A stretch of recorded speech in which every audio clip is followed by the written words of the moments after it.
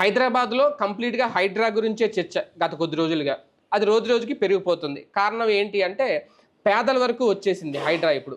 మూసీ ప్రక్షాళన కోసమో, మూసీ సుందరీకరణ కోసమో, ఆ చుట్టుపక్కల ఉన్న పేదలు నిర్మించుకున్న ఇళ్లను కూడా కొట్టిపారేస్తున్నారు. వాటన్నిటిని కూడా అక్కడి నుంచి వాళ్ళకి 2 BHKలు ఇస్తే అక్కడ తరలిస్తున్నారు. అయితే ఇప్పుడు నిన్న మొన్నటి వరకు కాస్తంత సైలెంట్గా ఉన్న ప్రతిపక్షాలు వాళ్ళకి అండగా నిలుస్తున్నాయి. ఒక పక్క భారతీయ జనతా పార్టీ కానీ, లేదంటే బీఆర్ఎస్ కానీ బాధితుల పక్షాన మేమున్నామంటూ ముందుకొస్తున్నారు.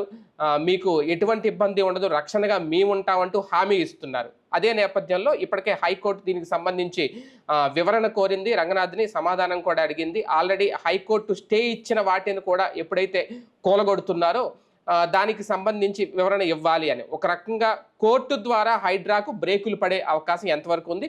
ప్రతిపక్షం ముందుకు రావడంతో నిజంగా ప్రజలకు తమ అండ ఉంది అని చెప్పి ఫీల్ అవుతారా? ప్రతిపక్షాలు రేపు పొద్దున్న నుంచి ఆందోళనలకు చేపట్టడానికి సిద్ధమవుతున్నాం అంటున్నారు. లక్షల మంది బీఆర్ఎస్ ఆఫీస్ చుట్టూ తిరుగుతున్నారు, కాపాడమని వేడుకుంటున్నారంటూ తాజాగా హరీష్ రావు మాట్లాడిన వ్యాఖ్యలు కానీ, మరొక మిలియన్ మార్చ్ లాంటిది చేయబోతున్నాము, లక్షలాది మందితో రేవంత్ రెడ్డి ఆఫీస్నో లేదంటే క్యాంప్ ఆఫీస్నో చుట్టముట్టబోతున్నాము అంటూ ఇస్తున్న సంకేతాలు, ఇవన్నీ హైడ్రాకు బ్రేకులు వేసేందుకు కలిసి వస్తాయా లేదా? ఇదే అంశం మీద చర్చించే ప్రయత్నం చేద్దాం. సార్, ఒక రకంగా పేదల వరకు వచ్చేయడం అనేది రేవంత్ తెగింపు నిర్ణయమా? ప్రతిపక్షాలకు ఇదే ఒక ఛాన్స్ అయ్యిందా? అందుకు ఇప్పుడు బయటకు వచ్చి మేము అండగా ఉన్నాం, మేము రక్షణగా ఉన్నాం అని చెప్పి మాట్లాడుతున్నారా?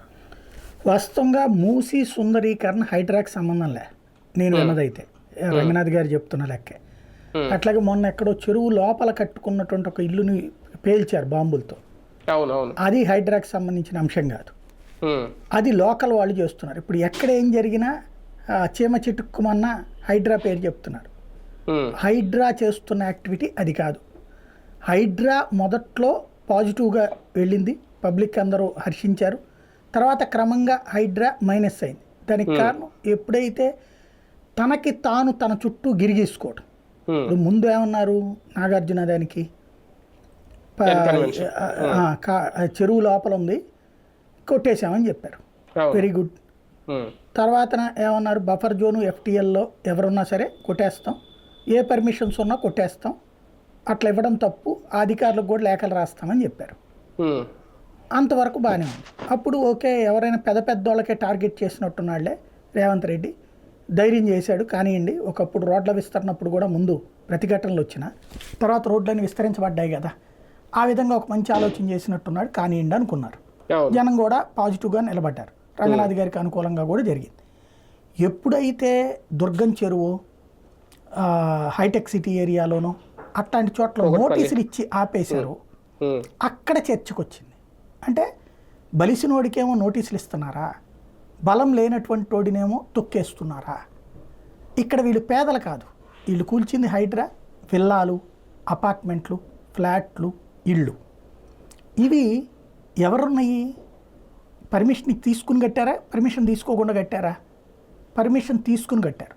GHMC permission, HMDA permission, bank loans కూడా వచ్చినాయి, లోన్ కూడా కడుతున్నారు.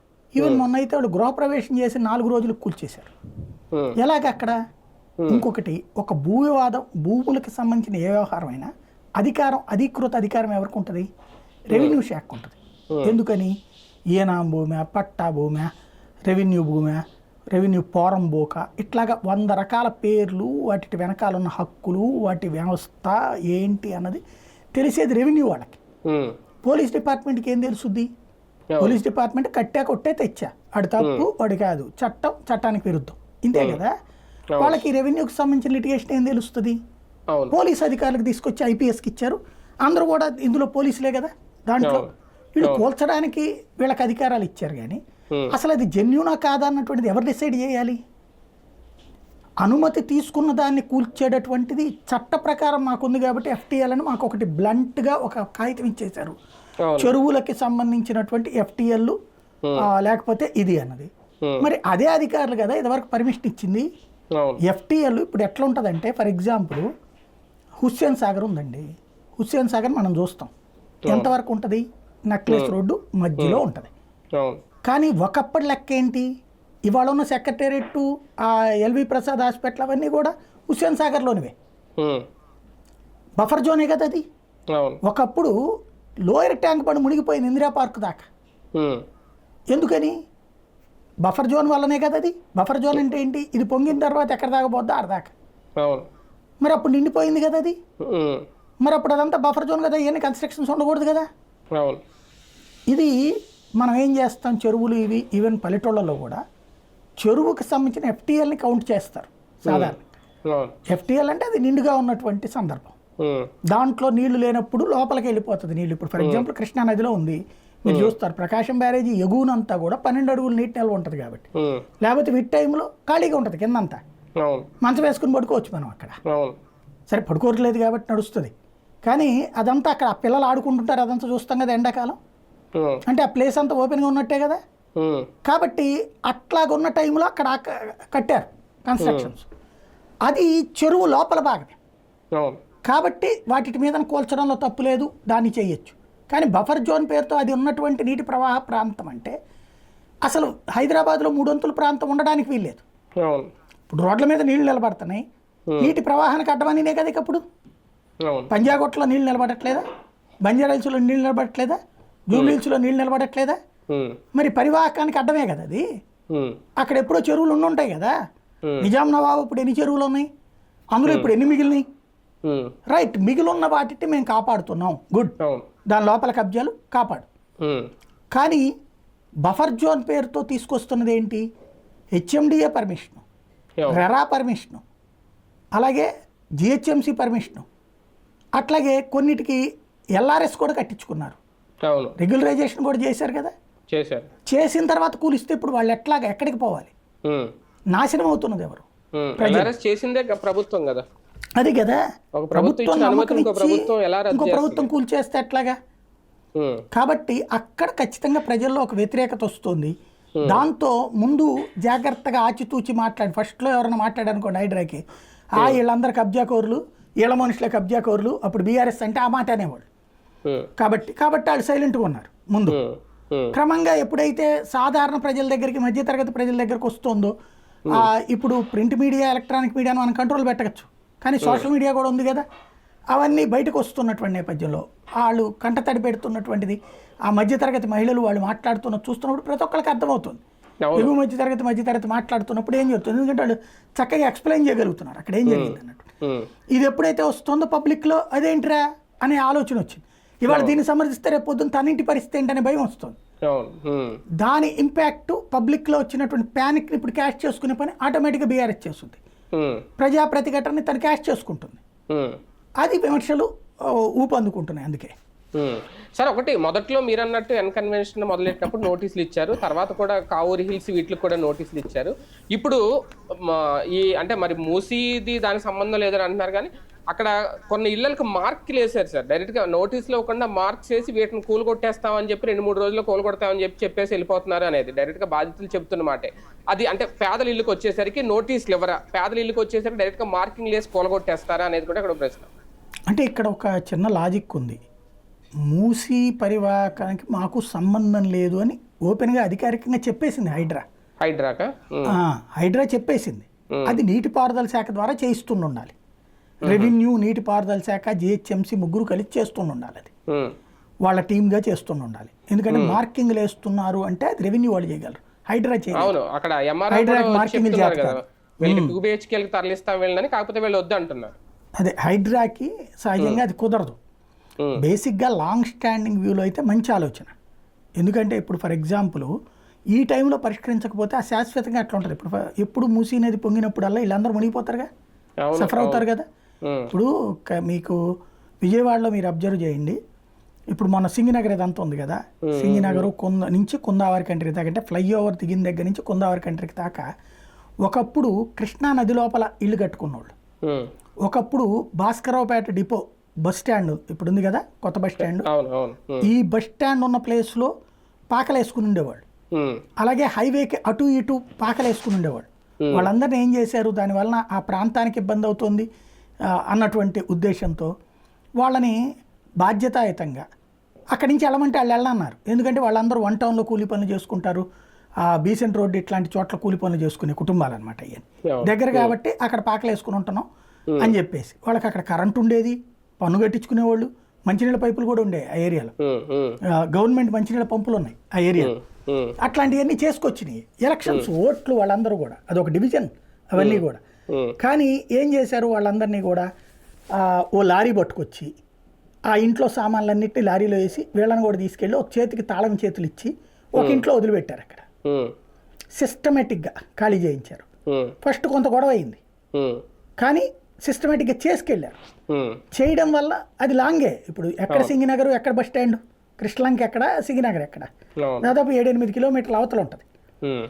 కానీ మొదట్లో విభేదించిన వాళ్ళు అన్ని పార్టీలు సంయుక్తంగా పనిచేసినాయి. ఇందులో కొంతమంది నాయకులకి 10 ఇళ్ళు 15 ఇళ్ళు వాళ్ళకి చెప్పిన వాళ్ళకి రాయిపించుకున్నారు. ఆ టైంలో చూసి చూడనట్టు పోయింది ప్రభుత్వం కూడా. కొంతమంది నాయకులు ఆ టైంలో కార్పొరేటర్లుగా ఉన్నోళ్ళు 10 నుంచి 25 ఇళ్ళు ఒక్కొక్కళ్ళు సంపాదించుకున్నారు వివిధ పేర్లతో. వాళ్ళు ఏ పేరు చెప్తే వాళ్ళకి పేరున పట్టాలు రాసి ఇచ్చేశారు, ఇళ్ళు ఇచ్చేశారు, కట్టిన ఇళ్ళు. అట్లాగా అంటే అలా ఆ విధంగా లంచం అనమాట వాళ్ళకి జరిగింది. వాళ్ళు దాంతో వాళ్ళు సైలెంట్ అయిపోయారు. ఫైనల్గా ఇక్కడ డివిజన్స్ అన్నీ అక్కడికి వెళ్ళిపోయినాయి. అట్లాగే ఇక్కడ కూడా గొడవ జరుగుతూ ఉంటుంది. ఇక్కడ ఖాళీ చేయించాలి, లేకపోతే ఎందుకంటే మూసీ నది పరివాహక ప్రాంతం అది. ఇంకోటి మీరు అంటున్నారు నోటీసులు. నోటీస్ ఎప్పుడు ఇస్తారు? ప్రభుత్వ స్థలాన్ని ఆక్రమించుకుని ఉంటాయి. ఈ కట్టేవాడు నోటీస్ ఇచ్చి కట్టలేదు కదా, నది లోపల కదా కట్టింది. నది లోపల కట్టిన తర్వాత నది ప్రవాహానికి నువ్వు అడ్డుకుంటే దాన్ని ఎట్లాగా కోల్చొచ్చు. కాకపోతే కట్ల పర్మిషన్లు తీసుకోలే వీళ్ళు. మూసీ పరివాహకం దాంట్లో పర్మిషన్స్ ఏం లేవు. కాకపోతే ఇక్కడ సమస్య ఏంటంటే వాళ్ళకి నువ్వు రోడ్డు వేసేసావు, కరెంట్ ఇచ్చేసావు, నీళ్ళు ఇచ్చేసావు, అంటే ప్రభుత్వం వాళ్ళని యాక్సెప్ట్ చేసేసింది. కాబట్టి ఇట్లాంటి టైంలో వాళ్ళకి నోటీస్ ఇవ్వడం బెటర్. ఇచ్చి నీకు సో చోట ఇల్లు కేటాయిస్తున్నాం అబ్బా, అడిగి పో, 4 రోజులు టైం ఇస్తున్నాం అని చెప్పి ఆ డోర్ నెంబరు ఆ ఇంటి నెంబర్ కూడా చెప్పే ఇచ్చే చేతికి. అప్పుడు కూడా వెళ్ళకపోతే తీసుకెళ్ళు, నువ్వు తీసుకెళ్ళి వదిలిపెట్టు, తప్పులేదు. ఈ టైంలో ఏమంటే కొంతమంది దొంగ నిర్వాసితులు వస్తారు. అకస్మాత్తుగా చిన్న సైజు షెడ్ కట్టుకును, చిన్న సైజు దాన్ని ఏమంటారు చెప్టాగా పట్టాలాగంటిది కట్టేసేసి ఇది నా ఇల్లు, నేను 25 ఏళ్ళ నుంచి ఉంటున్నానని కూడా చెప్తాడు ఒక్కొక్క. అట్లాంటి కొన్ని దొంగ వస్తాయి. వాటిని చూసి చూడనట్టు పోతా వదిలేయాలి. కొంతమంది నాయకులు నాకు 10 ఇళ్ళు కావాలంటుంటారు అక్కడ. అవి ఎట్లా చేయాలి, ఇదంతా ప్రభుత్వానికి ఒక పెద్ద పరీక్ష. ఆ టైంలో ఇక్కడ ఏంటంటే రాజకీయ పార్టీలు అధికారులు అందరూ జాగ్రత్తగా సిస్టమేటిక్గా ఆలోచించి చేశారు విజయవాడలో. దానివల్లనే ఇవాళ మీకు మనకి కృష్ణలంక హైవే కానీ, తర్వాత నా బస్ స్టాండ్ కుదిరింది, అలాగే కాలువగట్లన్నీ, ఈవెన్ గాంధీనగర్ కాలువగట్లు కానీ, ఒకప్పుడు సామూర్తి రోడ్ అంటే ఇప్పుడు మీకు అది ఇవి ఉన్నది కదా, డిమార్ట్ అవన్నీ ఉన్నాయి కదా, ఒకప్పుడు అవన్నీ కూడా పాకలే కాలువగట్లన్నీ. అన్ని కాలువగట్లు పాకలే, బందర్ కాలువ, ఏలూరు కాలువ, రైల్వేస్ కాలువ, అన్ని చోట్ల పాకలు ఉన్నాయి. అన్నిటిని తీసేసి అక్కడికి పంపించగలిగారు, కమిట్మెంట్తో చేశారు. ఇక్కడ కూడా అట్లాంటి చిత్తశుద్ధి ఉంటే పర్లేదు. కానీ నా డౌట్ అలా అంటే ఈ కమిట్మెంట్ సంగతి వాళ్ళు ఏం చేస్తారో చూద్దాం. మూసీ సుందరీకరణకు అయ్యే పని వీళ్ళ వల్ల అవుతుందా? 150,000 కోట్లు అవుతుందట అది. అరే సూపర్ 6 పథకాలు చేయడానికి వీళ్ళ వల్ల కాల 150,000 కోట్లు పెట్టి చేయగలుగుతారా వీళ్ళు? అంటే గతంలో దుర్గం చెరువు చేశారు కదా సార్, అంటే ఎంత భారీ మొత్తం కాకపోయినా ఎన్నాళ్ళ క్రితం అది, ఎవరి హయాంలో? అది కేసీఆర్ హయాంలో. మరి అట్లాంటి కమిట్మెంట్ దాని మీద ఆయన మార్క్ ఉంది కాబట్టి ఇప్పుడు మూసి సుందరీకరణ చేసి రేవంత్ మార్క్ వేసుకోవాలనుకుంటున్నారేమో. అన్ని వేల కోట్లు కాలేదుగా, 1,00,000 కోట్లు కాలేదు కదా. ఇక్కడ సమస్య ఏంటంటే ప్రభుత్వపు యొక్క ఆర్థిక పరిస్థితి. కేసీఆర్ ఉన్నప్పుడు డబ్బులు విపరీతమైన ఫ్లో ఉంది, చేయగలిగాడు ఫస్ట్ టర్మ్. సంక్షేమ పథకాలు పెరిగిన తర్వాత డబ్బులు చేతులు ఆడికి ఇబ్బంది పడ్డాడు ఆయన, జీతాలు ఇవ్వలేక ఇవన్నీ. వాటి వల్లే కదా సఫర్ అయింది తను చెప్పిన దళిత బంధు లాంటి ఎందుకు చేయలేకపోయాడు? అందుకే కదా. నీ సూపర్ 6 పథకాలకి డబ్బులు లేవని ఒక పక్కన చెప్తా, 150,000 కోట్లు నువ్వు చేయగలవా? ఇదేమవుతుందంటే ఇప్పుడు నువ్వు రేపు 16,000 ఇళ్ళు ఇచ్చారు, వీళ్ళు ఇస్తారు ఇక్కడి నుంచి తీసుకెళ్ళడానికని. రేపు పొద్దున ఏమైపోతుంది, మధ్యలో ప్రాజెక్ట్ ఆగిపోయింది అనుకోండి, ఈ ప్రభుత్వం దిగిపోయింది అనుకోండి, వీళ్ళు ఓట్ల కోసం వదిలేశారనుకోండి, వీళ్ళకి 2 ఇళ్ళు అవుతాయి. ఇక్కడెక్కడ ఉంటుంది, అక్కడదక్కడ ఉంటుంది. అది సమస్య అయిపోతుంది. సార్ ఒక రకంగా బీఆర్ఎస్ఏ కాదు బీజేపీ కూడా రాజకీయం చేయాలనుకుంటుందా? మొదట్లో హైడ్రాని యాక్సెప్ట్ చేశారు, స్వాగతించారు, హైడ్రా లాంటిది ఉండాలి అన్నారు. ఇప్పుడు అదే హైడ్రాని వ్యతిరేకిస్తున్నారు అదే భారతీయ జనతా పార్టీ నాయకులు. భారతీయ జనతా పార్టీలో భిన్న వాదనలు కనిపించినాయి నాకు. రఘునందన్ రావు లాంటి వాళ్ళేమో హైడ్రాని స్వాగతిస్తున్నారు, సమర్థిస్తున్నారు. అది రాష్ట్రం అంతా ఎక్స్పాండ్ కావాలంటున్నారు. బండి సంజయ్ ఇట్లాంటి వాళ్ళు. అదే సందర్భంలో ఈటెల రాజేందర్, కిషన్ రెడ్డి లాంటి వాళ్ళు హైడ్రా వద్దంటున్నారు. అవును, అది వాళ్ళందరూ కూర్చుని ఒకసారి ఆలోచించుకుని డెసిషన్ తీసుకోవాలి, ఇది రైటా రాంగా అన్నటువంటి. ఏ పార్టీ ఉమ్మడిగా ఒక అభిప్రాయం మీద ఉండాలి. కాంగ్రెస్లో అట్లా లేదు, కాంగ్రెస్ వాళ్ళందరూ సమర్థిస్తున్నారు. అవును, అదే సందర్భంలో మా ఇంటికి వస్తుంటే ప్రాబ్లం అని సంగారెడ్డిలో అతను లాంటోడు మాట్లాడుతున్నారు, జగ్గారెడ్డి లాంటోడు. మా ఏరియాకి రావద్దు, మిగతా అది హైదరాబాద్లో చేస్తుంటే కరెక్టే అని. అదే సందర్భంలో బీఆర్ఎస్ వాళ్ళు అందరూ వ్యతిరేకిస్తున్నారు, ఎవరు సమర్థించట్లేదు హైడ్రా. బీజేపీలో మాత్రం భిన్నభావాలు ఉంటున్నాయి. కానీ హైదరాబాద్ వరకే పరిమితమా సార్ ఒక రకంగా, తెలంగాణ అంతా కాదా? తర్వాత రాష్ట్రం అంతా కూడా పెడతారని కదా ప్రచారం జరుగుతుంది, ఇక్కడ సక్సెస్ అయితే పెడతారని. కాబట్టి ఈ లోపు వివాదాలు వచ్చినాయి కాబట్టి ఎక్స్పెండ్ చేయకపోవచ్చు. కానీ ఒకటి సార్, ఇందులో హైడ్రాకి బ్రేక్లు ఎప్పుడు పడతాయి, ఎలా పడతాయి అనేది ఇప్పటికే కోర్టు దీని మీద సీరియస్ అయ్యింది అనేది ఓకే. ఆయన రంగనాథ్ వెళ్తారా, ఏం చెప్తారు ఏంటి అనేది. కానీ స్టే ఇచ్చిన ఇళ్లను కూడా కూలగొట్టడం అంటే కోర్టు ఉత్తర్వులను ధిక్కరించినట్టే కదా. ఆటోమేటిక్ ఇప్పుడు ఆయన వెళ్ళారు, ఆల్రెడీ అటెండ్ అయ్యారు కొద్దిసేపటి క్రితం. అటెండ్ అయిన తర్వాత జడ్జి గారు ఎంఆర్ఓ మీద యాక్షన్ తీసుకోమన్నారు. ఎంఆర్ఓ చెప్పాడండి అని చెప్పారనమాట. ఎంఆర్ఓ చెప్తే మీరు అట్లా చేసేస్తారా, అసలు ఎంఆర్ఓ ఆయన మీద చర్య తీసుకోమని చెప్పారు, నడిచింది.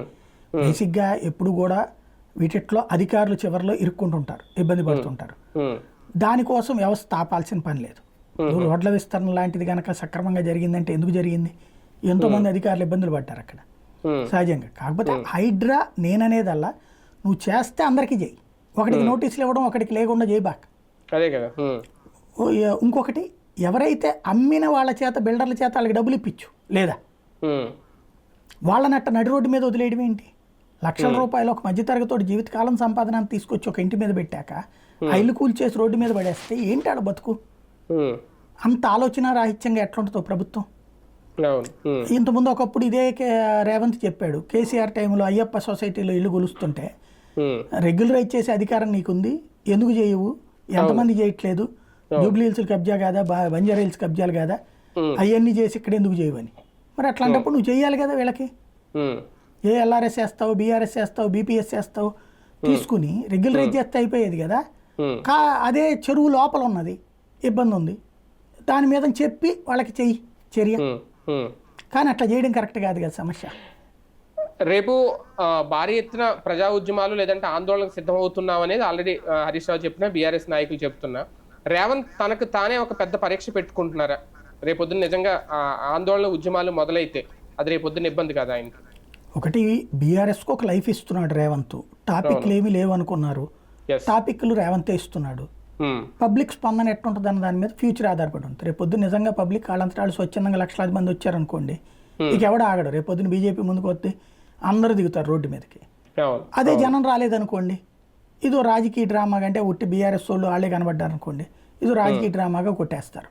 అప్పుడు కాంగ్రెస్కి మరింత బూస్ట్ వచ్చినట్టు అవుతుంది. చూద్దాం. మొత్తానికి రేవంత్ రెడ్డి ఒక పెద్ద పరీక్షను ఎదుర్కోబోతున్నారా? ప్రతిపక్షాలు ఇప్పుడు ముందుకు వచ్చినాయి, ప్రజలకు అండగా ఉన్నాం, రక్షణగా నిలుస్తున్నాం అన్నట్టు బీఆర్ఎస్, ఇటు బీజేపీ కూడా చెప్తోంది. మరి వీళ్ళిద్దరూ నిజంగా ప్రజలతో ఆందోళన భారీ ఎత్తున చేస్తే అది రేవంత్ రెడ్డి నిర్ణయం ఏమైనా మార్చుకుంటారా? హైడ్రాకు బ్రేకులు పడే అవకాశం ఉందా లేదా వేచి చూద్దాం.